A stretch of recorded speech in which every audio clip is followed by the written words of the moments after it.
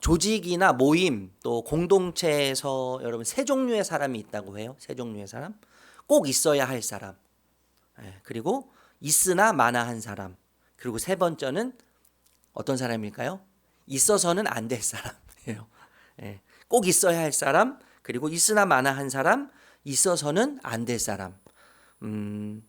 꼭 있어야 할 사람으로 존재할 때 우리는 행복감을 느끼죠. 그 존재감을 느끼지 않습니까? 뭐 트위터, 페이스북, 요즘에 인스타그램 굉장히 많이 활용하는데 왜 이렇게 SNS에 열정적으로 우리가 반응하고 푹 빠져서 중독이 될 정도로 푹 빠져서 이 SNS를 사랑하는 이유가 무엇이겠습니까?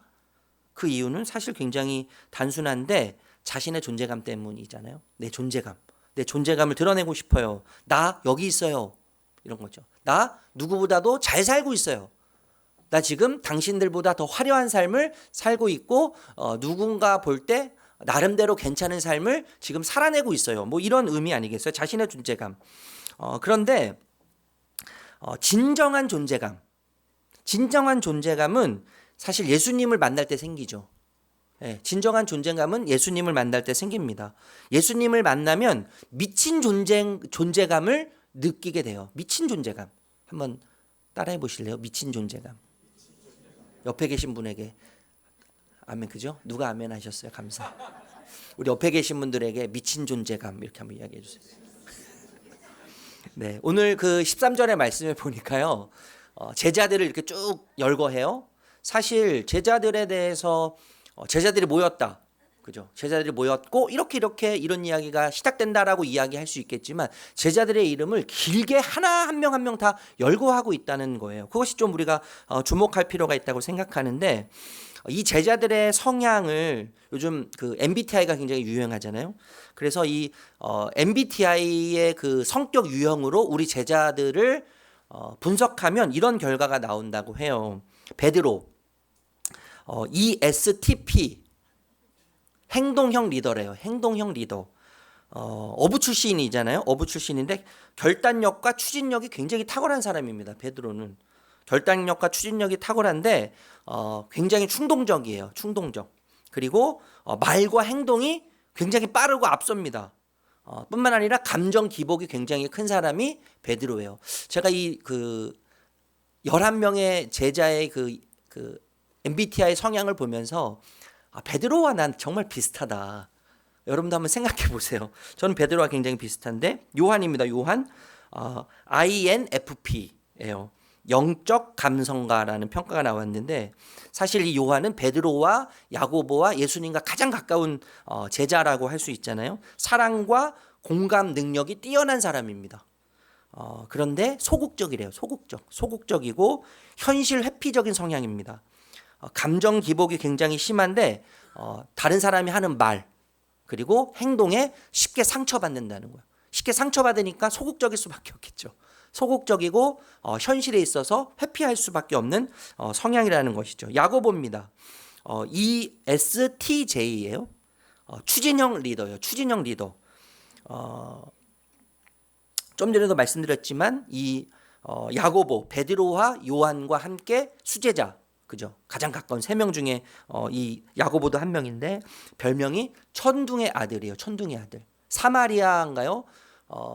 그 사람들에서 막 이야기를 나눌 때 이 요한이 뭐라고 이야기해요? 사마리아에 있는 사람들을 지금 당장 번개를 내려서 막 처벌하십시오. 막 이런 이야기를 하잖아요. 정의감이 굉장히 강한 사람이에요. 정의감이 굉장히 강하고 책임감이 강합니다. 그런데 반대로 배려가 좀 약한 성향이라고 해요. 배려가 약하고 강압적인 성향이 있어요. 강압적. 배려가 약하기 때문에 융통성이 좀 부족하겠죠. 그런 사람이 야고보예요. 안드레는 ISFJ. 섬김형 조력자라고 해요. 사실 예수님의 제자 중에서 가장 먼저 첫 제자가 안드레죠. 안드레가 베드로도 불러오고 해가지고 제자가 됐는데 첫 제자가 안드레입니다. 헌신적이고 굉장히 충성스러운 사람이에요. 그런데 충성스럽고 헌신적인 사람인데 너무 중독적 성향이 있어서 과도하게 충성한다는 거죠. 과도하게 충성하고 과도하게 헌신해요. 앞뒤 가리지 않아요. 앞뒤 가리지 않고 지나칠 정도로 헌신한다는 거예요. 헌신적인데 자신 표현은 또 약합니다. 자신을 표현하지 못해요. 마음에 있는 것을 표현하지 못하고 생각을 표현하지 못해요. 희생은 잘하는데 존재감이 없어요. 그런 성향의 사람이에요. 빌립입니다. 빌립. ISTJ예요. 현실 분석가. 성경을 보면요, 제자들 중에 질문을 많이 했던 제자가 이 빌립이거든요. 빌립인데 신중하고 그리고 계산이 정확한 사람이에요. 부정적 성향이 강합니다. 계산적이다 보니까 부정적 성향이 항상 계산하는 거죠. 항상 계산하고 항상 머리를 굴리니까 계산적일 수밖에 없을 뿐만 아니라 부정적이에요. 믿음보다 계산을 우선하는 현실 분석가가 빌립입니다. 도마, 우리가 잘 알잖아요. 의심 많은 사람. 그래서 예수님께서 살아나셨다는 이야기를 듣고 창자국을 만져보고 못자국을 만져봐야지 내가 믿겠다라고 이야기했던 사람인데 INTJ라고 해요. 합리적 탐구자. 깊은 사고를 합니다. 그리고 진정성이 있어요. 마음에 진심을 항상 담고 있어요. 그런데 진정성이 있는 반면에 의심이 많죠. 의심이 많고 항상 비판적이고 소극적인 사람입니다. 바돌로메는 진실되고 진솔성이 있다고 해요. 순수한 신앙, 정직합니다. 따뜻합니다. 그런데 상처에 약해요. 소극적이에요. 그리고 쉽게 위축돼요. 사람들의 말에 쉽게 위축되고 눈치를 많이 보는 성향이에요. 마태, 우리가 잘 알고 있는 것처럼 세리 출신이잖아요. 세리 출신. 유대 사회에서 죄인 취급을 받았고 멸시받는 대상이죠. 그런데 이 세리 출신, 계산을 잘하는 사람이다 보니까 체계적이고 뿐만 아니라 돈을 항상 관리하기 때문에 책임감이 강한 사람이에요. 신뢰성이 높은 사람이죠. 신뢰성이 가는 사람이겠죠. 그런데 항상 이렇게 계산하고 또 세고 체계적이고 책임감이 강하다 보니까 융통성이 부족하다는 거죠. 융통성이 부족합니다. 완벽주의요. 감정 표현이 서투르고 감정 표현이 부족한 사람이라고 해요. 야고보, 이제 작은 야고보라고 하는데 ISFJ라고 해요. 성경에는요 거의 기록이 없습니다. 그렇죠? 성경에는 거의 기록이 없는데 묵묵형 일꾼이에요. 묵묵형 일꾼. 묵묵하게 일을 하는데 묵묵하다 보니까 존재감이 별로 없죠. 예. 꾸준하고 인내가 많고 충성스럽지만 존재감이 없고 리더십이 부족하고 굉장히 소극적인 사람입니다.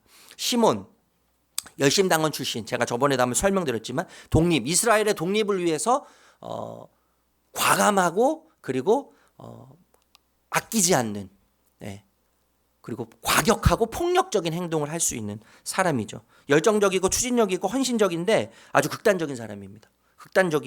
극단적이기 때문에 항상 치우쳐 있고 고립적인 성향이 있는 거죠. 흑백 논리. 이게 맞으면 이게 틀리는 거고 이게 맞으면 이게 틀리는 흑백 논리의 사고에 빠져 있어요. 마지막 다데오라고도 하는데 질문가라는 거죠. 이 사람도 이 제자도 거의 알려져 있지 않아요. 기록이 거의 없어요. 그런데 좀 진지한 성향이고 INFP 성향인데요. 신앙 질문가형이라는 거죠. 진지하고 항상 깊은 묵상을 하고 순수해요. 깊은 묵상을 하다 보니까 항상 고민이 많고 생각이 많고 고민과 생각이 많다 보니까 결정장애죠. 결정장애. 여기 웃으시는 분들이 꽤 있으신데 결정을 못해요. 이걸 결정해야 되나 저걸 결정. 항상 고민만 해요. 생각만 많아요. 우유부단합니다. 그래서 불안이 많겠죠. 불안이 많고 항상 두려움이 많은. 여러분 지금 제가 11명의 제자들에 대해서 그 성격 유형에 대해서 좀 짧게 설명드렸는데 공통점이 무엇일까요? 공통점 어떤 것 같으세요? 어부들, 세리, 열심당원. 사실 굉장히 평범한 사람들이죠. 그 당시 굉장히 평범한 사람들이고 뿐만 아니라 사회적으로 낮은 위치에 있는 사람들이에요. 한마디로 이야기하면 제자들은요, 예수님의 제자들, 하나님이신 예수님의 제자들은 모두가 다 난장판이죠. 난장판이에요. 아마추어들인데 오히려 생각하고 계산하고 분석한다면 예수님을 팔았던 가룟 유다. 오늘 본문에 등장하지 않지만 기록되어 있지 않지만 가룟 유다만큼 예수님의 제자로서 가장 합리적인 사람은 없었다는 거예요. 학식과 경험을 갖춘 적격자는 가룟 유다뿐이었다는 것이죠. 그런데 그 가룟 유다는 결국 예수님을 팔고 2번 죽잖아요. 목매달아 죽고 또 끈이 끌어져서 땅에 떨어지면서 창자가 이 복부가 터져서 창자가 다 흘러나와서 2번 죽는 그런 참 아픔을 경험하게 되는 것이죠. 여러분 놀랍게도요. 예수님이 제자들을 선택한 기준은 굉장히 애매모호해요. 그리고 들쑥날쑥이에요. 들쑥날쑥. 기준이 없어요. 기준이 하나도 없습니다. 이거다. 예수님의 제자가 되기 위해선 이거다 이거. 라고 할 만한 게 하나도 없어요. 예, 들쭉날쭉이란 말이에요. 여러분 그런데 한 가지 제가 예전에도 한번 짧게 말씀드렸지만 한 가지 예수님이 제자들을 선택한 유일한 기준을 생각한다면 딱 하나예요. 그것은 뭐예요? 그냥 기뻐하셨다는 거죠. 이유가 없어요. 그냥 기뻐하셨어요. 그냥 사랑하세요. 어떤 기준과 조건과 자격이 있어서가 아니라 그냥 기뻐하시는 유일한 기준이에요. 그냥 기뻐하시고 그냥 즐거워하시고 그냥 사랑하시는 거죠. 이것을 전문 용어로 뭐라고 합니까? 은혜라고 하는 거죠. 기독교 전문 용어로 은혜라고 한단 말이죠. 이유가 없고요. 그냥 좋은 거예요. 그냥 기쁜 거예요. 그냥 사랑하는 것입니다. 완전 편해죠. 편해요. 여러분 편해. 예. 진짜 사랑은 그런데 편해에서 시작되는 거 아니에요? 여러분 진짜 사랑하게 되면 편해하기 시작하는 거죠. 사랑은 그래서 편해요. 사실은요. 진짜 사랑은 편해할 수밖에 없는 겁니다. 여러분 하나님의 사랑은요 편해죠. 하나님은 가난한 사람 그리고 나그네, 외국인, 과부, 어린이 등 사회적 약자에게 특별한 관심을 가지셨어요. 특별한 관심. 더 놀라운 것은 뭐냐면 나 같은 사람을 위해서 아들 예수님을 보내주셨다는 거죠. 이거 완전 편애 아닙니까? 그죠? 예. 그 아들을 보내셔서 십자가에 죽게 하셨는데 진짜 편해죠. 하나님의 사랑 완전 편해요. 제가 예전에 한번 이런 이야기를 드린 적이 있는데 남태평양에요. 기니와타라고 하는 섬이 있어요. 이 섬에 자니 링고라고 하는 사람이 살았습니다. 이 사람은 굉장히 성실한 사람이에요. 좋은 그 평가를 주변 사람들로부터 받은 아주 좋은 사람입니다. 선한 사람입니다. 그런데 이 사람이 마을 사람들부터 비웃음을 사는 일이 생겼습니다. 그 일이 뭐냐면 그 섬에 문화가 있는데 이 섬에 그 아내를 데리고 올 때 보통 암소를 지불한다는 거예요. 그 아내의 아버지, 그러니까 뭐죠? 장인어른, 장인어른께 그 처의 값으로 아내를 삼는 값으로 암소를 보통 3마리에서 4마리 준다는 거죠. 그런데 약간 좀 기준에서 떨어지면 2마리, 좀 더 떨어지면 1마리 이렇게 준다는 거예요. 보통 잘 줘야 4마리 이렇게 준다는 것이죠. 그런데 이 아내를 데리고 올 때 아내가 사리타라고 하는 여성인데 이 아내를 데리고 올 때 무려 8마리의 암소를 줬다는 거예요.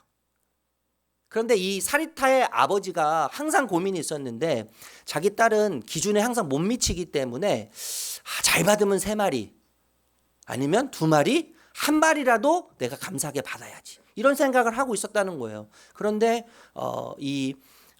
누구예요? 자니 링고가 사리타를 데리고 올 때 무려 8마리의 암소를 줬다는 거예요.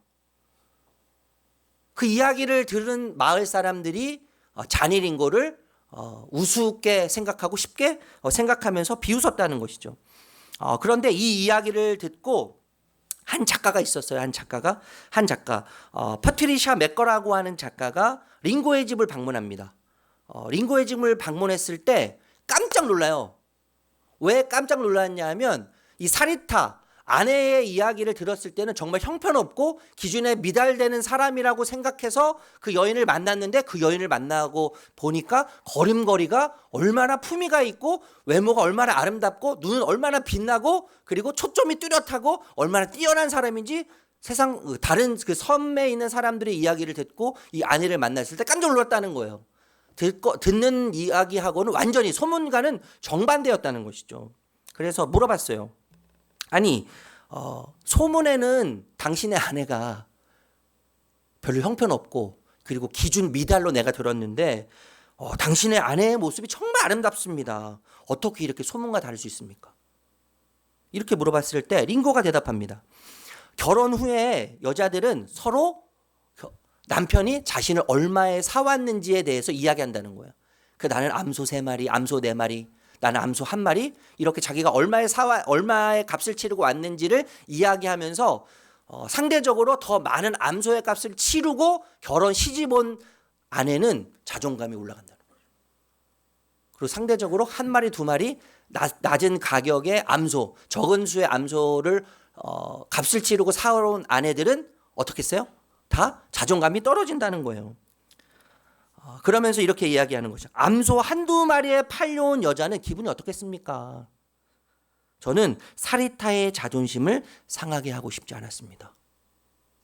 그래서 8마리, 말도 안 되는 8마리의 암소를 아버지께 드렸습니다. 여러분, 암소 8마리의 가치를 쳐주는 순간 아내는 정말 암소 8마리의 가치로 거듭나는 거예요. 거듭났습니다. 실제로요. 여러분, 사람이 변하는 것은요, 가치 있게 보아주는 눈 때문이죠. 사람이 변하는 것은요, 넉넉하게 평가해주는 따뜻한 사랑이에요. 그 사랑과 넉넉한 눈이 사람을 변화시키는 것입니다. 여러분, 하나님은요, 우리를 위해 암소 8마리, 아니 수백만 마리, 아니 기니와타의 섬에 있는 모든 암소를 지불하셨다고 할 수 있겠죠. 지불하셨어요. 아니요, 이 세상의 모든 암소를 모아도 비교할 수 없는 아들 예수 그리스도를 십자가에 내어 주셨어요. 이 예수님의 값지름이 우리에게 미친 존재감을 불어넣어 주시는 거죠. 미친 존재감. 우리가 잘 아는 성 어거스틴 있지 않습니까? 방탕과 방황의 아이콘이죠. 16살 때 가출을 하고 16살 때 만이교, 이단이죠. 그 당시 이단 종교, 지금으로 말하면 통일교나 뭐 신천지 이런 이단에 빠졌을 뿐만 아니라 사생아를 낳아요. 사생아. 결혼도 하지 않고 16살 그 10대 나이에 아이를 낳아요. 아이를 낳고 그 살아가는 그 아들을 보니까 엄마의 마음이 어떻겠습니까? 속이 찢어지는 거죠. 말로 표현할 수 없는 것이죠. 무려 16년 동안 이 아들을 위해서 어머니 모니카가 기도하는데 암브로스라고 하는 목사님을 만난 이후에 이 목사님이 이런 얘기를 해주잖아요. 기도하는 자녀는 망하지 않습니다. 우리 아들이 사생아를 낳고 이단에 빠져서 지금 헤어나지 못하고 방탕하고 방탕한 삶을 끊임없이 살고 있는 어떻게 하면 좋습니까? 라고 울면서 물어볼 때 암브로스 목사님이 이렇게 얘기하는 거예요. 기도하는 자녀를 망하지 않습니다. 그러서 16년 동안 기도했는데 그 결과는 어떻게 됐어요? 아주 위대한 신학자가 되잖아요. 지금 우리가 함께 나누고 있는 모든 성경의 기초, 이해하고 해석하는 신학적 모든 근간, 기초를 세운 사람이 어거스틴이에요. 그래서 은총의 박사라고 하는 별명이 붙었잖아요. 이 성 어거스틴이 이런 이야기를 했어요. 하나님은 내가 이 땅의 유일한 존재라 할지라도, 하나님은 내가 이 땅에서 유일한 존재라고 할지라도 나를 위해 예수님을 보내주셨을 것이고, 예수님은 기꺼이 나를 위해 십자가에 돌아가셨을 것이다. 이 세상에 나라고 하는 존재만 유일하게 존재했다고 할지라도 하나님은 변함없이 예수님을 보내주셨다는 거죠. 그리고 그 예수님은 나 하나밖에 이 땅에 존재하지 않는다 할지라도 나를 위해서 십자가에서 충분히 돌아가실 만큼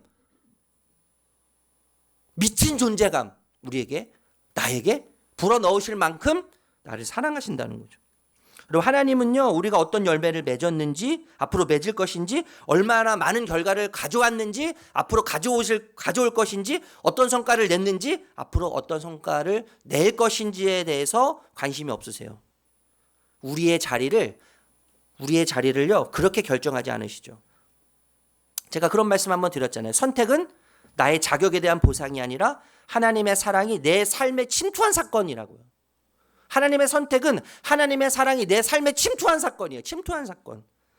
세상은 베스트를 찾는 과정이잖아요. 베스트. 1등만 기억하는 더러운 세상이라고 말씀드렸잖아요.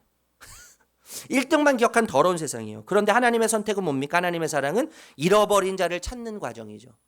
잃어버린 자를 찾는 과정이기 때문에 하나님의 사랑과 하나님의 선택에는 탈락자가 없어요. 탈락자가 없어요.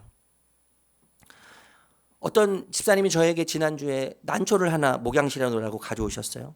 제가 아주 예쁘게 이렇게 닦아가면서 물을 뿌려가면서 얼마나 제가 사랑을 쏟는지 몰라요. 여러분, 난초도요, 사랑을 받으면 향기가 더욱 깊어지는 것이죠.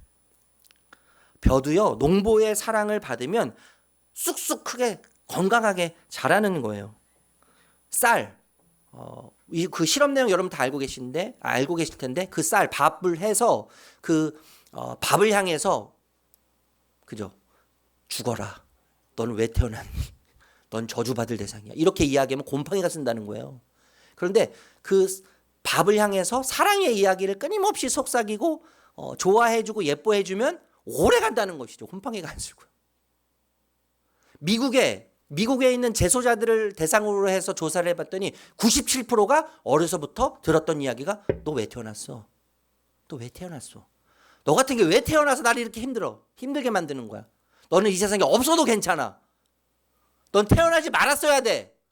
라는 이야기를 들었다는 거. 97%가요. 재소자 중에 97%가요.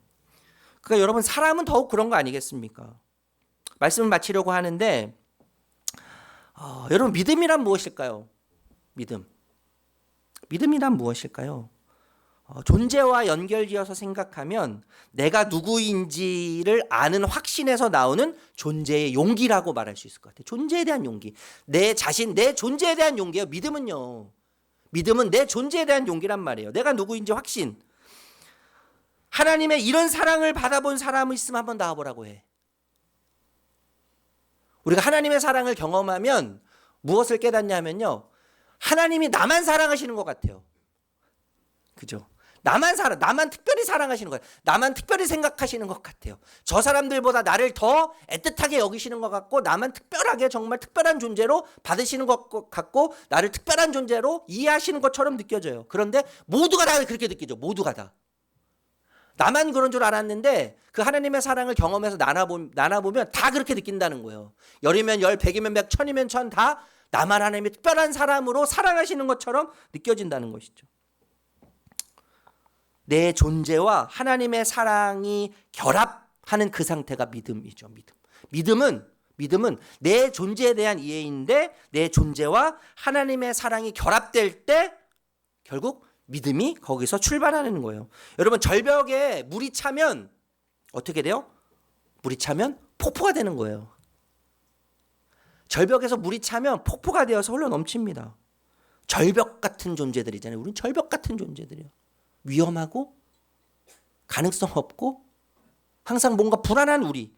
그런데 절벽 같은 우리와 같은 존재들임에도 불구하고 하나님의 끔찍한 사랑이 차면, 하나님의 끔찍한 사랑을 우리가 힘있게 되면 생명이 또 은혜가, 사랑이 흘러 넘쳐 폭포수와 같은 존재가 되는 거예요. 우리는 폭포수와 같은 존재. 여러분, 진짜 부자는 어떤 사람이에요? 진짜 부자는 가장 많이 가진 자가 아니죠.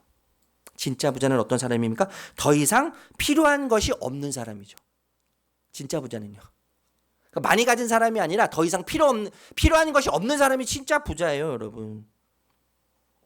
하나님의 사랑을 받으면요, 더 이상 바랄 것이 없는 큰 부자가 됩니다.